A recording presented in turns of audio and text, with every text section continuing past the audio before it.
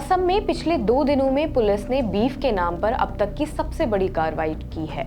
178 जगहों पर छापेमारी की गई, जिसमें होटल, रेस्टोरेंट, कसाई खाने शामिल हैं।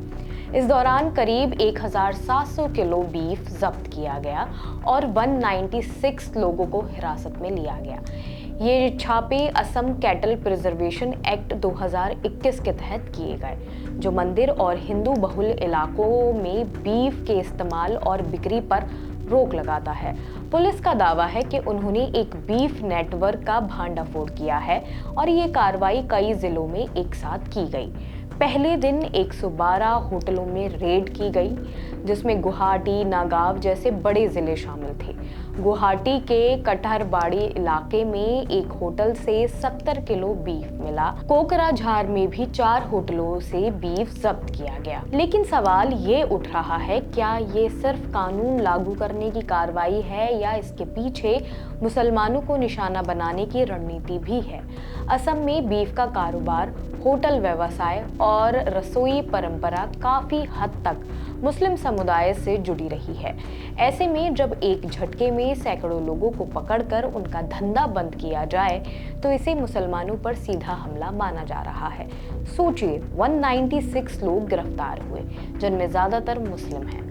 उनका कहना है वे परंपरा के हिसाब से कारोबार कर रहे थे, लेकिन अचानक उन्हें अपराधी बता दिया गया। ये पहली बार नहीं है जब असम में मुसलमानों को कानून के नाम पर दबाया जा रहा है। इससे पहले 2020 में एनआरसी के नाम पर लाखों मुसलमानों की नागरिकता पर सवाल उठे। 2021 के विधानसभा चुनाव में लव जिहाद और घुसपैठिया जैसे शब्दों से डर का माहौल बनाया गया। 2022 में कई मदरसों को अवैध घोषित करके गिरा दिया गया। सैकड़ों बच्चों की पढ़ाई बीच में ही छूट गई। हाल ही में ईद के दौरान 16 लोगों को बीफ स्लॉटर के आरोप में गिरफ्तार किया गया। बीफ को लेकर जिस तरह का डर और सख्ती दिखाई जा रही है, उसमें एक खास समुदाय की धार्मिक आदतों और खाने की संस्कृति पर वार किया जा रहा है।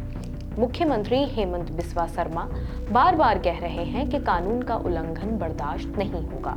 उनका कहना है कोई भी धर्म बीफ स्लॉटर के नाम पर मंदिरों के पास या हिंदू इलाकों में कानून नहीं तोड़ सकता। सरकार का तर्क है कि धार्मिक स्वतंत्रता है, लेकिन कानून से ऊपर कोई नहीं है। लेकिन एक्टिविस्ट और स्थानीय मुस्लिम समुदाय की राय अलग है।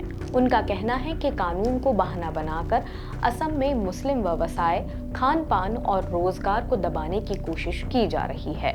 आपको याद दिला दें कि असम में मुसलमान करीब 35% आबादी का हिस्सा हैं।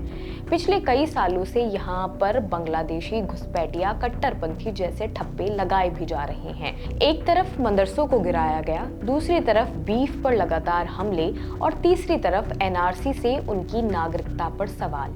इन सब के बीच मुसलमानों की पहचान और रोजगार दोनों पर असर पड़ रहा है।